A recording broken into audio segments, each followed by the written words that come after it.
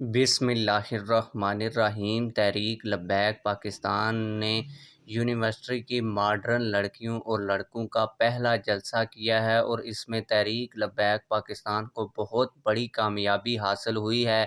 کچھ لوگ تو یہ کہتے ہیں کہ تحریک لبیک پاکستان صرف مولویوں کی جماعت ہے اور جو ماڈرن لوگ ہیں وہ تحریک لبیک پاکستان کو پسند نہیں کرتے، لیکن جو مناظر میں آپ لوگوں کو ویڈیو میں دکھا رہا ہوں اس کو دیکھنے کے بعد لگتا یہی ہے کہ تحریک لبیک پاکستان اس وقت ایک عوامی سیاسی جماعت بن چکی ہے، جس پر نہ صرف مولوی بلکہ ماڈرن یونیورسٹیز کے پڑھنے والے بچے اور بچیاں بھی مکمل اعتماد کا اظہار کر رہی ہیں۔